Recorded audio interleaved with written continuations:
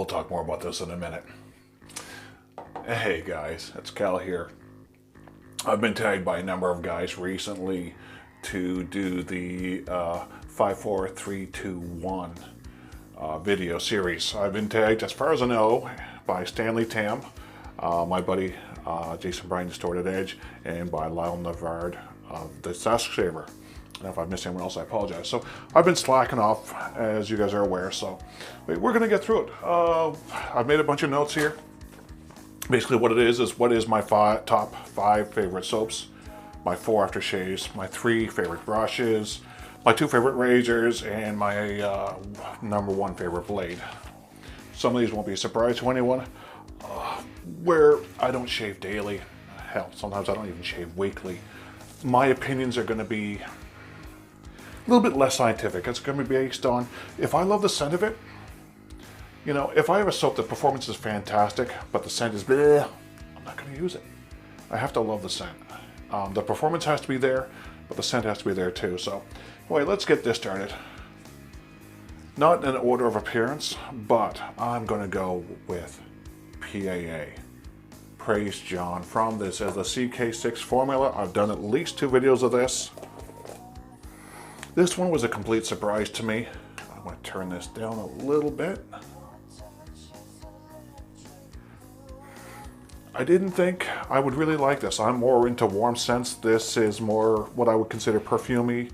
It's got white musk in it, and I was really surprised by it. I love the scent of it. Performance is top shelf. Like I said, I love using this. The story behind Praise John from, it's a really cool story, and I love the concept behind it. Number 2 on the list is going to be, and I just did a video the other day of this, or last week, the Zingari Man Sego formula. This is Heather's tallow base, and we're going to go with Magician. Scent notes on this one: oak moss, orange blossom, and fern. Although I didn't put nearly enough water in it, I didn't get a big enough lather built out of it. I did do it after the fact and got a great lather. Again, performance, slickness, scent, A1. So both Doug Smythe and Heather Melton are out of the United States. Now we're going to jump back into Canada. We're going to go with Linda Jane's Purely Skinful Temptation. Scent notes on this one are grab reading glasses. Love the packaging. They always stand out on my shelf big time. Warm, tantalizing blend of bourbon, black coffee, chocolate, tobacco, banana, which I don't get much of, in the caramel. It's a very hard soap. I've sampled it out several times. Just warm, feel-good smell. I love the scent of this. Next on our list, we're going to go to the West Coast. We're going to go to British Columbia, Canada. Highland Springs Soap Company, Havana Vieja. Again, I've sampled these products out, so I've sampled this one out a lot. I don't remember the scent notes on this, but I will post. Again, performance, this is a vegan base. This one, Linda Jane's Purely Skinful, is beef tallow. This is vegan. And again, great. And last on our list, Randy Paquette, First Canadian Shave, Dick & Cider. This one is also a tallow base. It's a winter scent. Spicy, bourbon. It's just those warm scents this time of year where in the Canadian East Coast it's still quite cold. Love them. Performance on all these is, in my opinion, like I said, when I use them, just A1. The aftershaves is a little bit harder for me to do because I always buy them, or usually buy the matching sets. So then let's go to the PAA Praise John from. This is alcohol based, and again, I don't have skin issues. I don't seem to have sensitivities. I don't have a problem with dry skin or really super oily skin. And like I said, maybe because I only shave every week or so, I have no problem with any of these products really drying me out or causing me any issues, irritations. I've got some I want to try for that, so we love that. These next 3 are witch hazel based, and of course the Zingari Man, the Magician matching aftershave balm. This is witch hazel extract. Although I'm not really used to using balms a whole lot, in the wintertime I really kind of enjoy it. It feels good, so it goes a long way. Back to Ontario, Canada with Purely Skinful, the matching Temptation Balm. Again, witch hazel base. Delicious. You just want to eat that. And of course, over back again to Chris and Mary Troniak. This scent was, I guess Mary is originally from Cuba. So this is their homage to her homeland. And there have been numerous videos done about this. I've done videos about this stuff. Oh, it's just such a wonderful scent. I've never been to Cuba. We're planning on going, hopefully this fall or early next spring. So I can't wait to get there, but you've got to check this stuff out. Witch hazel based. So next, moving on to brushes. There are a few brushes in my den that will go to the grave with me. Number one on that list is from Richard C. Otter from Ontario, Canada. We call this one the Coyote Cola because it reminded him of Coca-Cola, the colors in it. 24mm 2-band Badger. Fairly soft, got a nice little bit of scratch to it. And trying to get this lined up properly. It's got a decent backbone. Huge handle on this. It's kind of hard to compare, but I mean my hands are big and yeah, just massive. So this one goes to the grave with me. Love it. We're going back to Phoenix Artisan Accoutrements, Douglas Smythe. He's got a series of these brushes. There's 4 of them. I currently have 3. This is a synthetic. This is his Atomic Rocket. This is probably one of the bigger brushes I have. 26mm. With this thing, I find the 26 is actually a little bit too big for getting up and around. But I do like using this. It's got a fairly high loft on it. It's quite, obviously where it's a synthetic, you know, it's got a bit of flop to it, but overall, I do like it when I do use it. And then I believe we're headed over to Portugal. And a buddy of mine told me about this. Jason Underwood, my Semogue 830, 24mm bore. Now this is stiff. I mean, this is stiff as a corn husk broom. It takes some breaking in.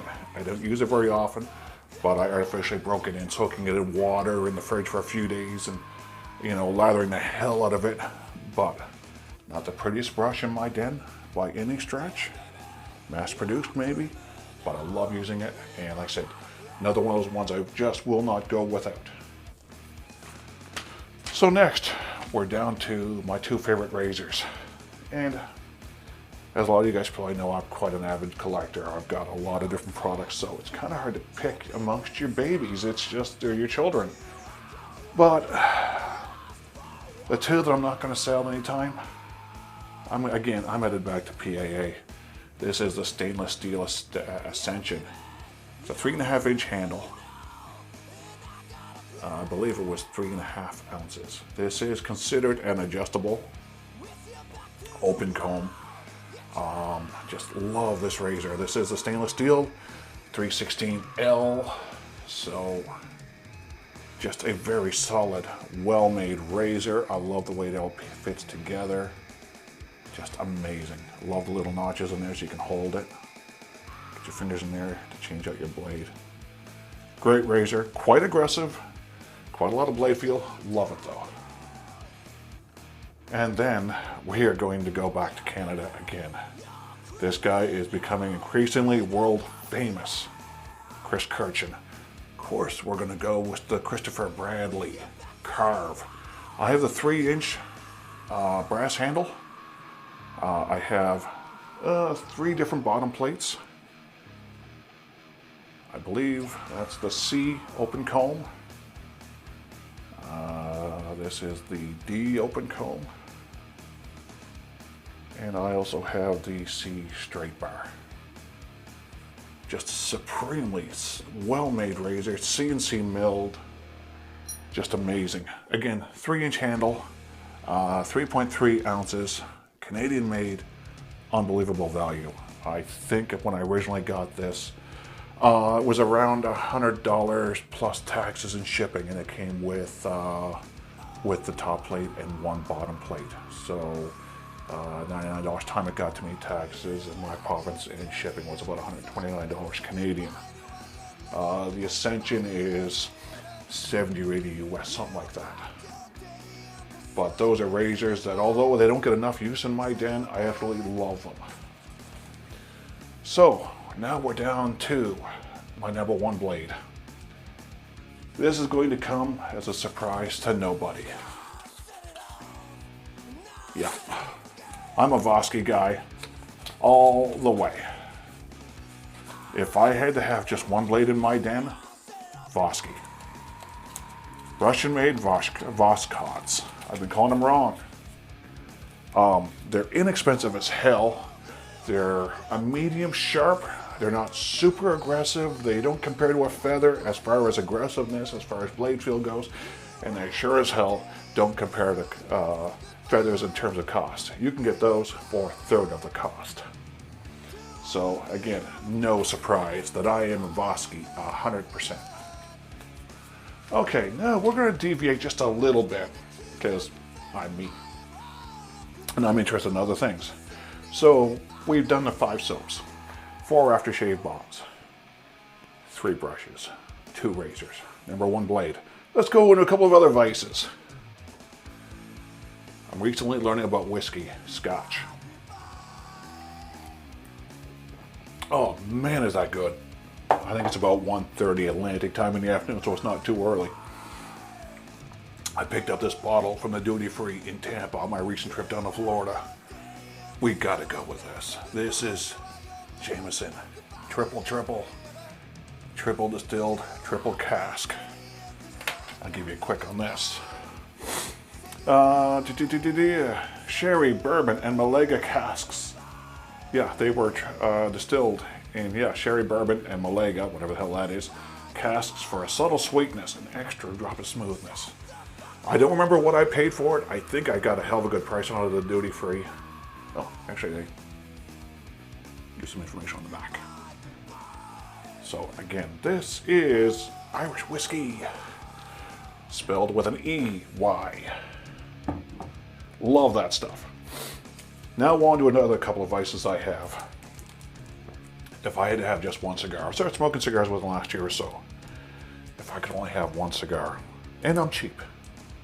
I cannot afford a $20 cigar and don't have any interest in it.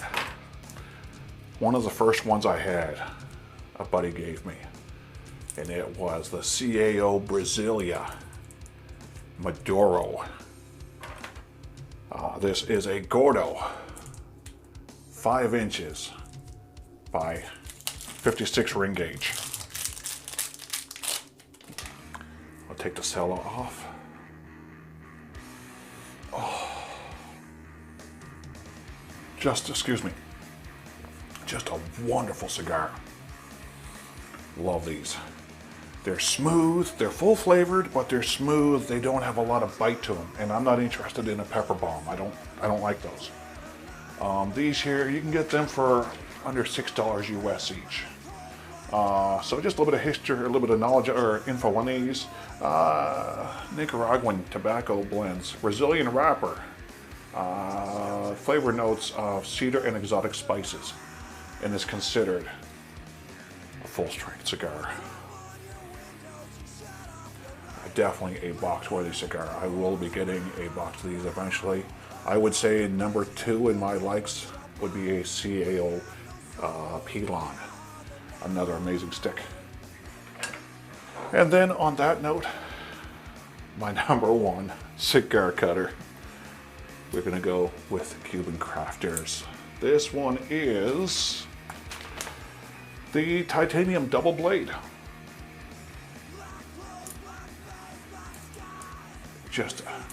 I get such a super clean cut every time I use this. Now I do have some that take a bigger ring gauge. So this CAO is a 56. And it just fits in there. So this thing will not cut any bigger than about a 56 ring gauge, but I get I use it if I do use smoke torpedoes or whatever. I get such a perfectly clean cut the first time. This is not the Cuban Crafter's perfect cutter. That is on my wish list. Like this one here. And even with my big hands, I still get my hands in there fairly comfortably. Thumb's a little tight. Love that. So anyway, guys, this is going to wrap this one up plus a few extras. So as always, your comments, your suggestions, good, bad, indifferent. Let me know what you think. Let me know how the hell you're doing in this weird time in history we're living in. Let me know if you've got a few more gray hairs because of the way the life's going lately. But, you know, I wish the best for all you guys. Love the fact that you guys take time to watch my videos, your comments. So anyway, guys, we're going to wrap this one up. You guys have yourself a fantastic week. Keep the shiny side up. We'll see you again in a few days. Bye-bye.